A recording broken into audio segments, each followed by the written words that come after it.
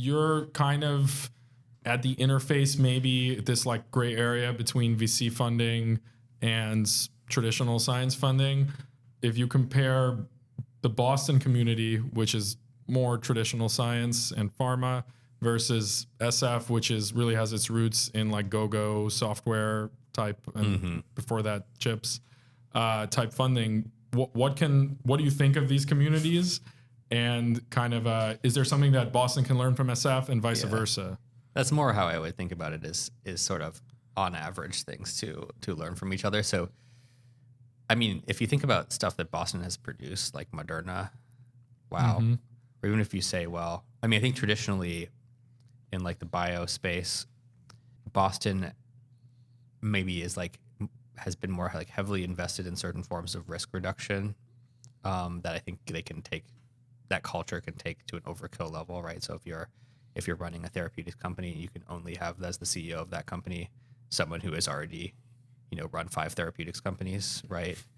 Raised over this much money, et cetera. I think that there's kind of an inside baseball aspect to that, which may sort of select for navigating the pharma industry or something like that as it exists, and like narrowly steering towards certain kinds of exits, but not like revolutionizing technology. So like on the one hand, like that conservatism of like Boston biomedical culture, I think has some problems, in that the Silicon Valley culture of like, yeah, what if we just made this like crazy new chip thing that would let us develop, thousands of new drug targets or something like that, build platforms.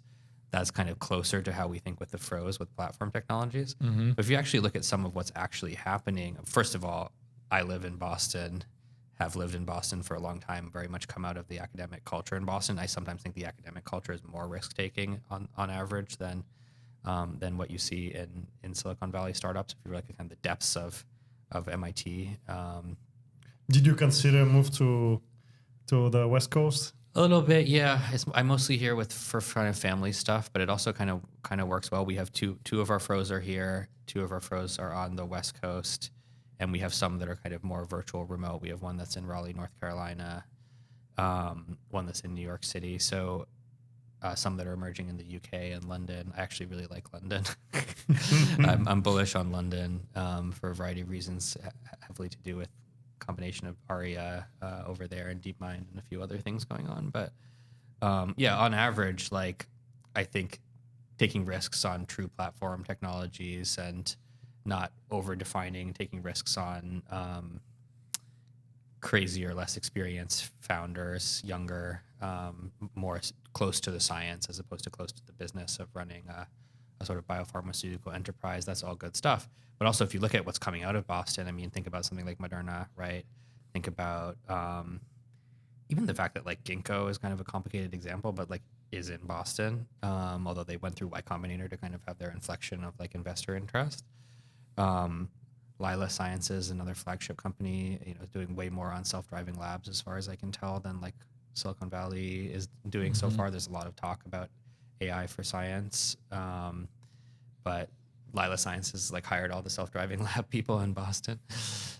So I think it's complicated, but we're sort of this orthogonal category. I think you could say that we're part of the founder-led movement or something like that. The Pillar and Petrie and some of these other VC firms have Y Combinator sort of one of the sort of scientific founders.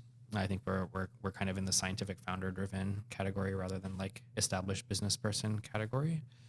But gosh, you look at the actual track record. I mean, but biotech isn't like a multi-year downturn. Yeah, and like I guess it wouldn't be a bad thing for you if that could be attributed to a lack of ambitious projects driven by small teams with young people. Like, I do wonder if like they had been doing FRO type work for decades leading up to this, would we be in the same situation? I think there's, it's hard to say. I mean, there's a lot of really good work right now that's struggling and not getting funded because of this like biotech downturn. I don't entirely understand the causes of it. You look at public market, biotech is not doing super great. And so you can say, does that filter back into how many IPOs and stuff there will be? Yeah. And, but then we're coming out of a period where we have these totally revolutionary, mRNA, CRISPR, cell therapies, perturbational screening and target finding, multiplex with single cell stuff. So it's like technologically, like even without any FROs, the basis set technologically for doing incredible stuff in biotech seems to be there. And it's like, I'm frustrated that the markets are not repaying people essentially for maybe investments they made into, maybe 2021 was over exuberant on certain things as to whether it fits the VC model, but technologically I think there's a lot of good stuff there. So maybe there's some 2021 stuff that in 2025 would have been more FRO-like, but yeah. What do you think of Hair DAO? I bought some coins in this thing called Hair DAO, which is like a coin thing where they are rubbing different drugs on their hair to try to like regrow hair. Have you heard of this? I haven't seen this much in detail. The one that I followed, I mean, I've been interested in, I mean, I read the Bitcoin and Ethereum white papers back in the day and stuff like that. I've been kind of interested in this stuff. We haven't really done any decentralized science kind of stuff directly in Convergent. We've just been getting like traditional grants, just write us a check with US dollars, you know.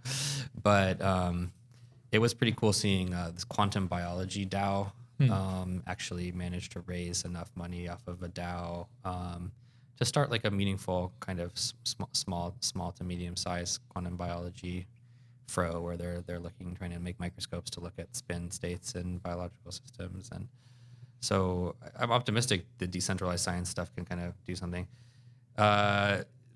Obviously, it tends to a little bit exuberance on like 10 dimensions simultaneously, where the hair growth is going to work and we're going to fund it with crypto and all this stuff. We're going to make lots of money. And like the thing that attracted me to that one, and I'm like a super skeptic actually of DAOs. I don't even understand.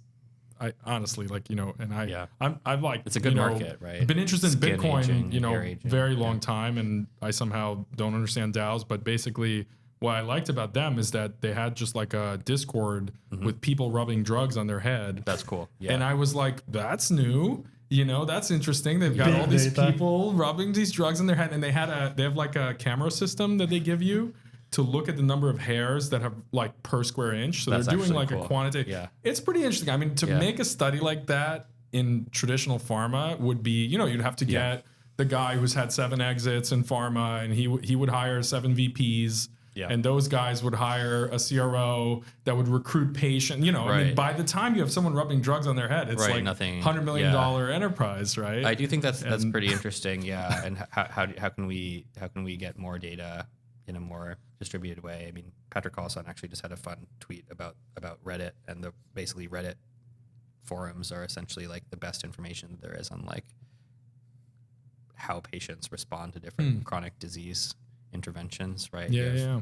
You have some sort of chronic gastrointestinal or other type of problem, and you try different things, and it's really Reddit where you have like this fine-grained information about what people tried, what worked, what didn't, and that is way different than patient recruitment in clinical trials. There are things you can fine-grained level of information that you probably get access to, and that so.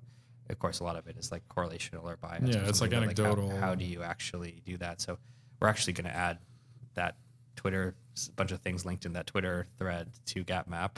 Okay. Sort of patient-reported trials or something like that. Or anyway.